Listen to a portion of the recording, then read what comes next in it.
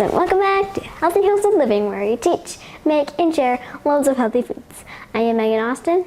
And I am Rebecca Austin, also known as Coach Green, and we are going to share with you the step-by-step how-tos of how to make dehydrated watermelon. Dehydrated watermelon is a great snack, super easy to make, so let's jump right on in.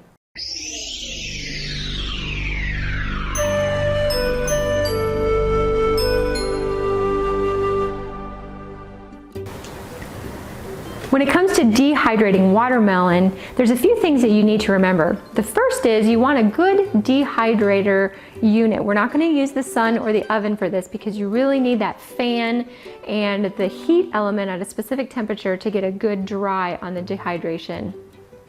For more information about specifics on dehydrating foods and about choosing your dehydrator and everything else you need to know, check out our online course in the Preserving the Harvest Academy. Now, when we're ready to start cutting our watermelon for the dehydration process, what we want to do is cut it in big chunks. That way it's easier to get a good slice. So the first thing is to take the rind off of our fruit. So we're just going to gently and carefully take off our fruit. Now what do we do with this, Megan? Pickle it or give it to your kids. That's correct. We don't necessarily want to waste this. We can pickle this and make pickled watermelon rinds, which is delicious. So check out our website for that recipe as well. Then we take our fruit, and with dehydrating, you want to slice this in thin slices, but we don't want to go too thin because if it's too thin, when it dries, it gets real crispy and real hard to get off of our trays. If it's too thick, then you get more of a fruit leather type of chewy dehydration. So somewhere within the 1/4 to a 1/2 inch is about perfect, right?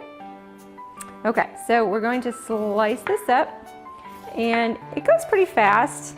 This particular watermelon has seeds in it. It's always nice to have a seedless variety when you're dehydrating. However, most of the time your seeded watermelons do have better sweet flavor. We'll cut this in half.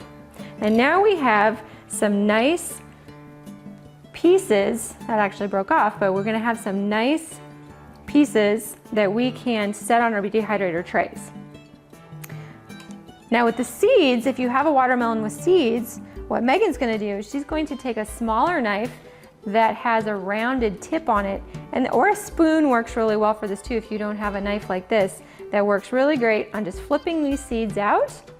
And then you can just basically pull them out like this and then set them on our dehydrator trays.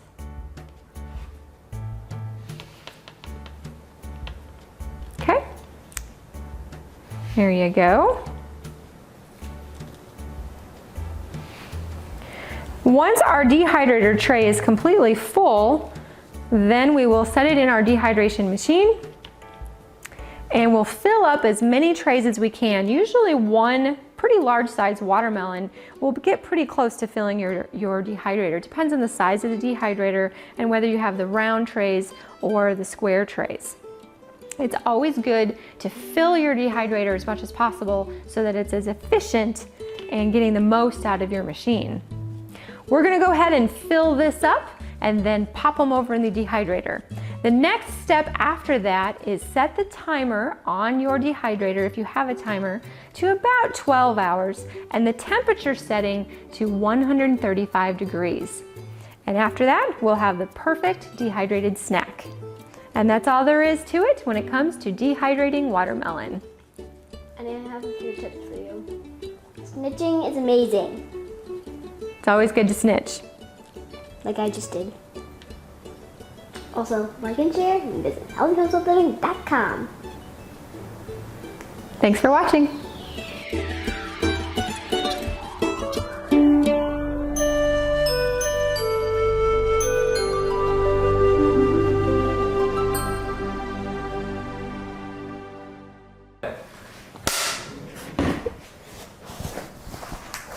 Yeah.